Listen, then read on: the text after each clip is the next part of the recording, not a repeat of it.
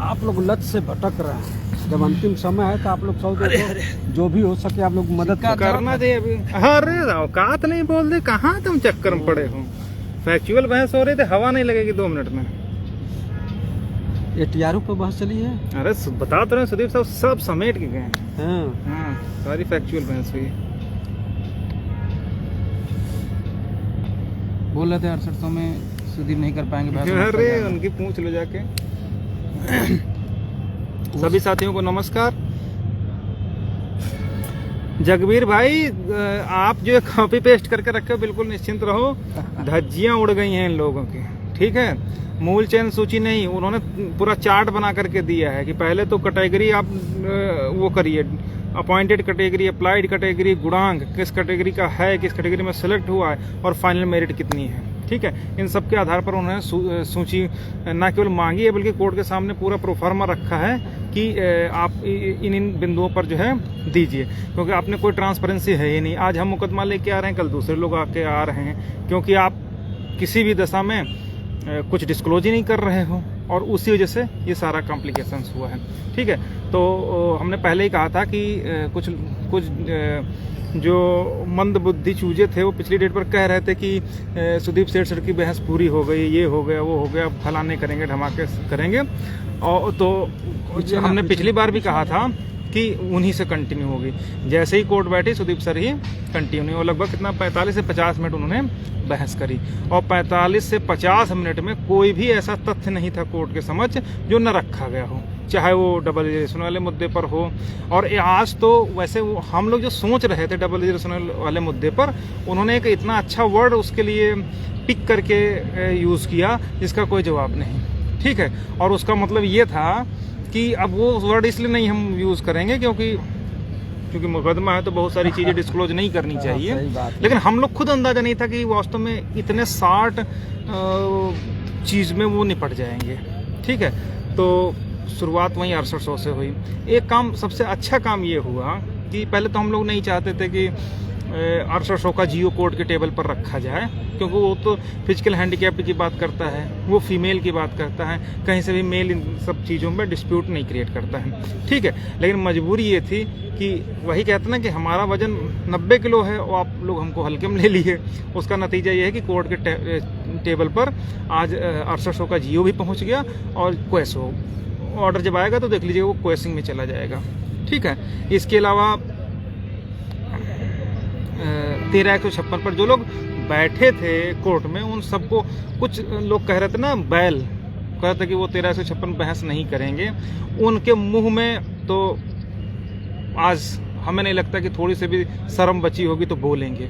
ठीक है, तो ओवरऑल कुछ भी ऐसा तथ्य नहीं था जो कोर्ट के समक्ष हम लोगों की तरफ से ना रखा गया हो। ठीक है, अभी हमारे जो दूसरे सीनियर हैं, उसके बाद अन्य सीनियर्स हैं, जो अन्य लोग हैं वो भी बहस करेंगे, लेकिन अभी सुदीप सर को आज हम लोगों ने फाइनल कंक्लूड करवा दिया है। ठीक है, लगभग 45-50 मिनट की जो उन्होंने बहस करी, उसके बाद अब उनको बहस उनकी पूरी हो गई है। जो भी आर्गूमेंट थे, इवन जितेंद्र सिंह वाला ऑर्डर भी कोर्ट में उन्हीं के आर्गूमेंट पे आकर के कोटेड होगा। ठीक ना, तो वो सारी चीज़ें हो गई हैं, तो लगभग कुछ ऐसा नहीं बचा है जो हमारी तरफ से बहस के लिए बाकी रहा हो।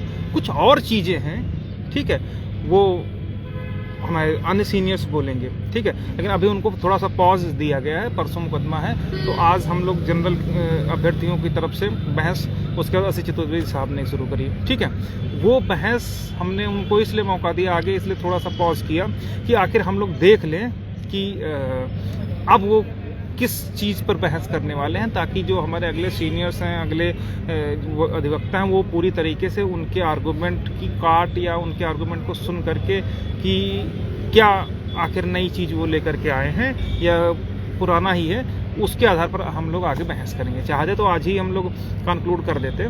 ठीक है, इसीलिए गोदियाल मैडम भी आज उन्होंने कहा कि हमको कम से कम आधे घंटे से 45 मिनट चाहिए, हाफ एन आवर या 45 मिनट्स। ठीक है, इतना उन्होंने कहा।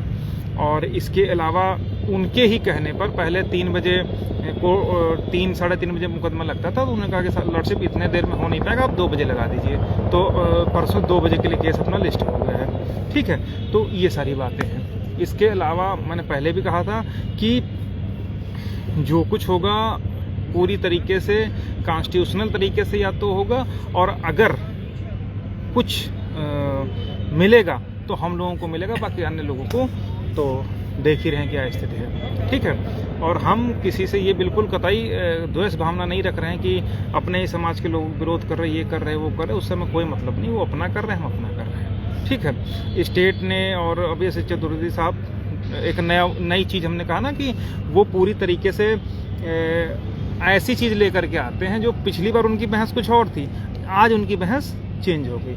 आज उनकी बहस जो हमारा रूल्स है 36 के तहत, यदि आरक्षित वर्ग का कोई व्यक्ति है तो उसको समायोजित ओबीसी या एससी की सीट पर नहीं किया जाएगा, बल्कि अनरिजर्व में किया जाएगा, भले ही उसने किसी भी तरीके का लाभ, आयु इत्यादि आदि का उपभोग किया हो। तो आदि वर्ड जो है, आयु आदि लिखा हुआ है, हाँ आदि लिखा हुआ है ना, तो आदि का मतलब होता है कि उसमें सब कुछ आ जाता है। हाँ। आदि एक बहुत बड़ा, बहुत व्यापक शब्द है। उसमें जैसे आपने लिखा राम मोहन सोहन आदि, तो यानी कि जितना ग्रुप ऑफ कैंडिडेट है उसमें सब आ जाएंगे।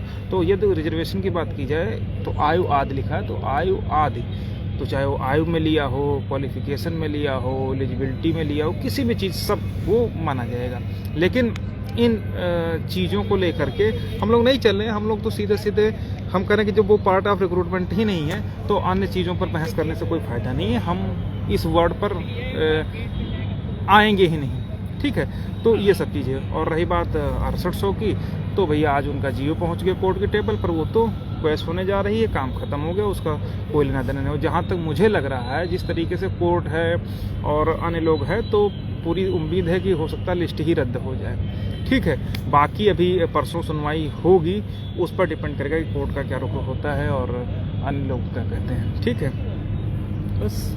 और हाँ देखो, सहयोग अभी तक हम लोग देखे थे तो 27-28 हज़ार रुपये मात्रा है। फाइनल मूवमेंट पर जब वो लोग कहीं से भी कमतर नहीं सहयोग में पीछे हो रहे हैं, हम लोग चाहे दिन हो चाहे रात हो, हर तरीके से हर जगह इम्प्लीमेंट करके काउंटर एफिडेविट के थ्रू किसी भी तरीके से अपनी तरफ से हर संभव प्रयास कर रहे हैं। जितने भी हमारे साथी हैं सब लोग देख रहे हैं। कल भी हम लोग 11 बजे तक वो किए, फिर सुबह भी 8 बजे आ गए।